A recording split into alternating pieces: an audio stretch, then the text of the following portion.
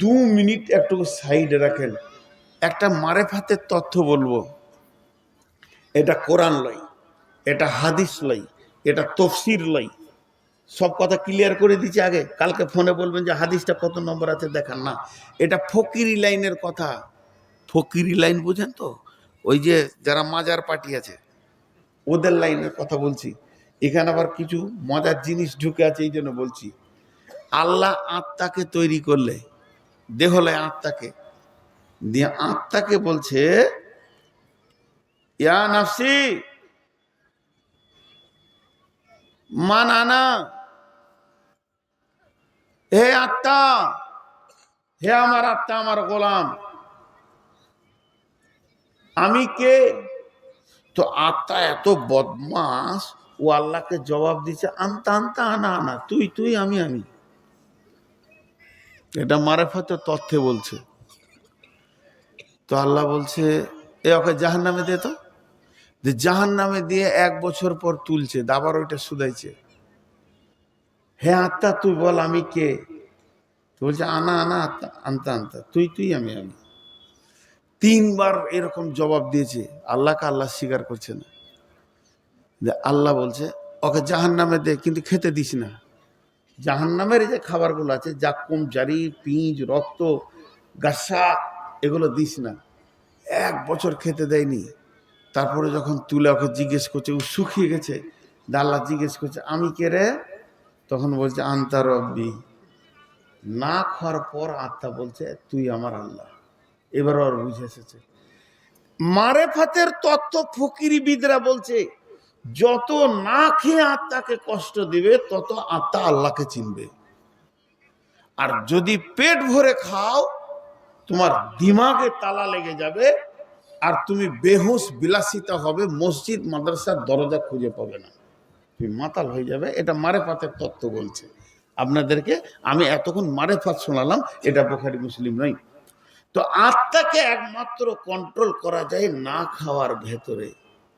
কিন্তু রমজান মাসে আল্লাহ আমাদেরকে খেতে দেবেন না, খেতে দেবেন না, ইবাদত করে বানিয়েছেন।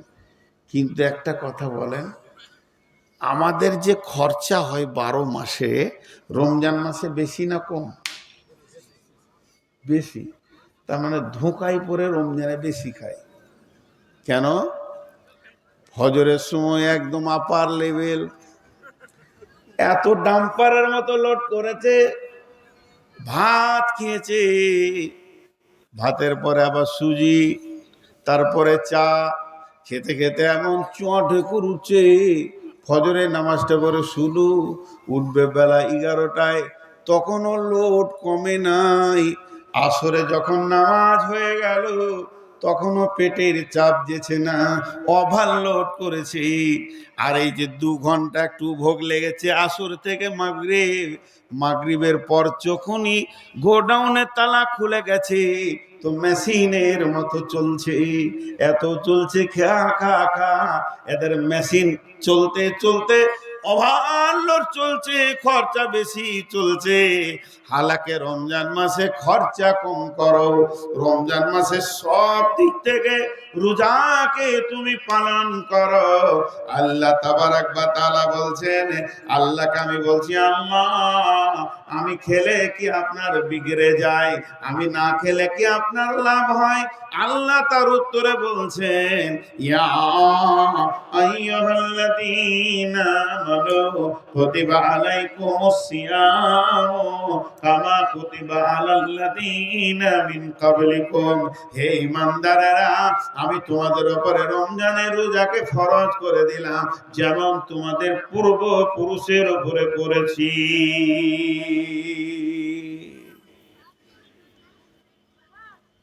লাভ কি হবে?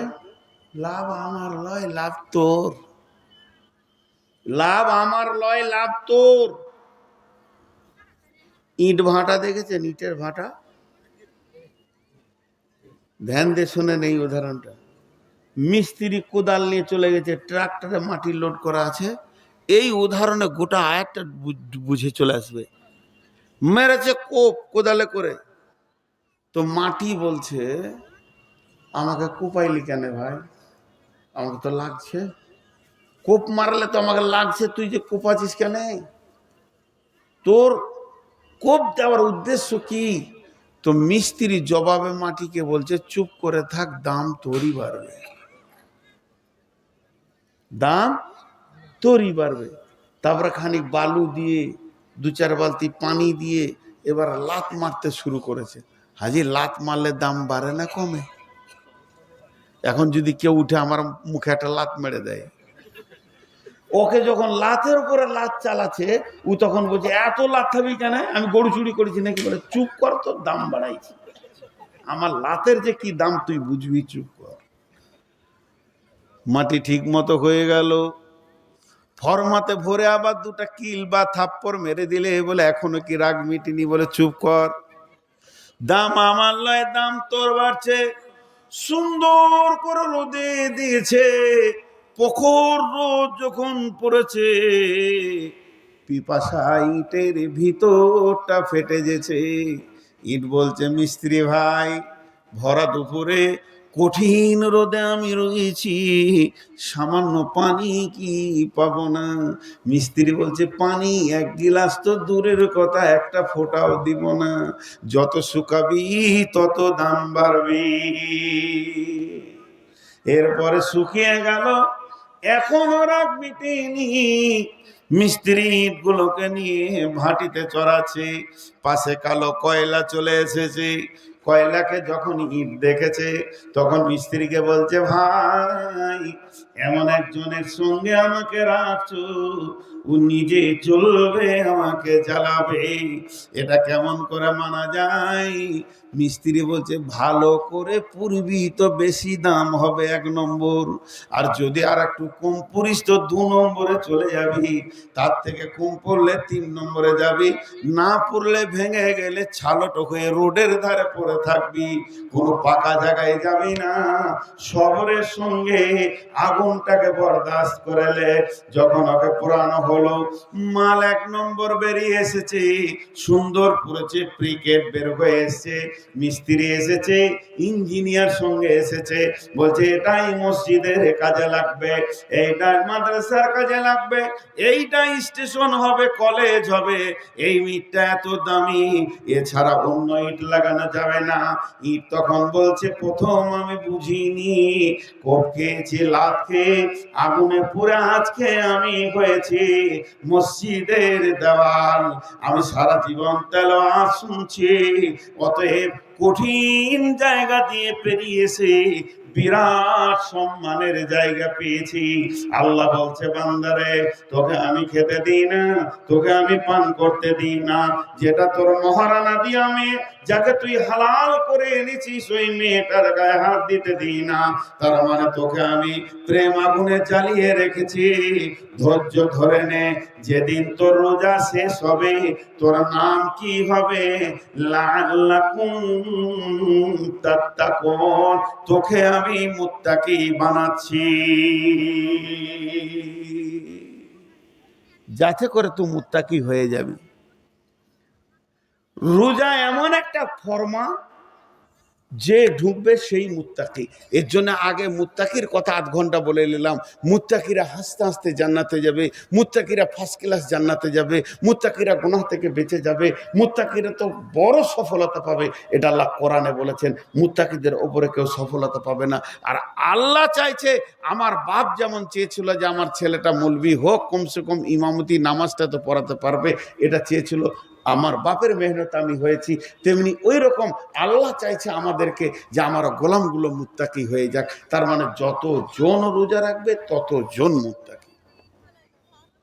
আল্লাহ নিজে বলছেন, লাআল্লাকুম তাত্তাকুন। রমজান মাসটার নাম শুধু রমজান মাস নয়, রমজান মাসের পরিচিতি বেশি ঘটে গেছে, তাই রমজান মাসটার নাম শুধু রমজান মাস নয়, এই মাসটার নাম রমজান মাস, এই মাসটার নাম রহমতের মাস, এই মাসটার নাম মাগফিরাতের মাস, এই মাসটার নাম হলো হেদায়েতের মাস, এই মাসটার নাম হলো জাহান্নাম থেকে মুক্তির মাস, এই মাসটার নাম নুজুলে কোরআনের মাস, এই মাসটার নাম তেলাওয়াতে কোরআনের মাস, এই মাসটার নাম জিকিরের মাস, এই মাসটার নাম তওবা করার মাস। রমজান মাসটা হলো জিহাদের মাস। এই মাসে প্রথম বদরের যুদ্ধ হয়েছে 17 রমজান, প্রথম কোরআন নাজিল হয়েছে 21 রমজান। অতএব বন্ধুরে, রমজানের ভিতরে অনেক অনেক ফজিলত ঢুকে আছে। এই রমজানের ভিতরে একটা দিন রাত আছে যার নাম হলো শবে কদর। এই রাতটা হলো কান্না করার মাস। এই মাসের ভিতরে বান্দা তার গোলামের সাথে সম্পর্ক বাড়াবে। তার জন্য আল্লাহ বলছেন, শাহরু রমাজান আল্লাযী উনজিলা ফীহিল কোরআন। এই রমজান মাসে কোরআন নাজিল হলো, হেদায়েত নিয়ে হলো, রহমত নিয়ে হলো। আর পৃথিবীতে আসলো মাগফিরাতের জন্য, পৃথিবীতে আসলো মানুষকে নূরের আলো দিতে। এটা নূরের মাস। এই পৃথিবীতে আরো মানুষকে রাস্তা দিতে, এটা সাবিলের মাস। এই মাসটা অনেকগুলি নাম আছে। অতএব বন্ধুরে, আল্লাহ তাবারাক ওয়া তাআলা তার গোলামদেরকে বলছে, গোলাম আমার প্রেমে রোজাটা তোমরা রাখো।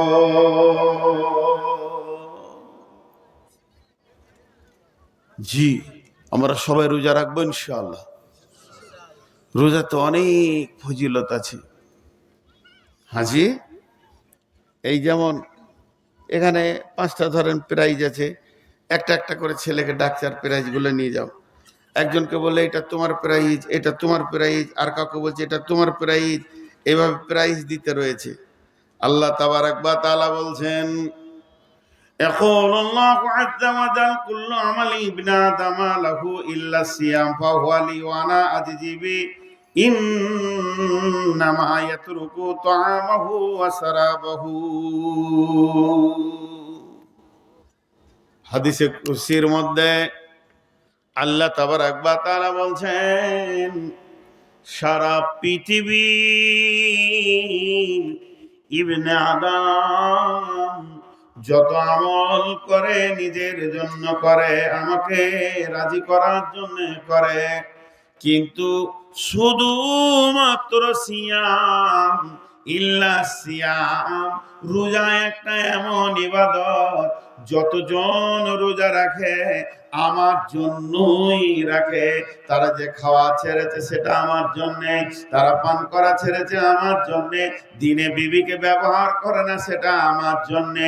এই যে আমার জন্যে তারা ছেড়েছে, এর প্রাইজ কিয়ামতের মাঠে কি হবে? আজজিবি, এর কিয়ামতের মাঠে আল্লাহ তাবারাক ওয়া তাআলা সশরীরে রোজাদারদের কাছে এসে বলবে, ও রোজাদার, হাসর বাসিরে, তোমরা যারা রোজাদার আছো, তোমাদের প্রাইজ তোমাদের সামনে দাঁড়িয়ে আছে, তোমরা তোমাদের প্রাইজকে গ্রহণ করে নাও।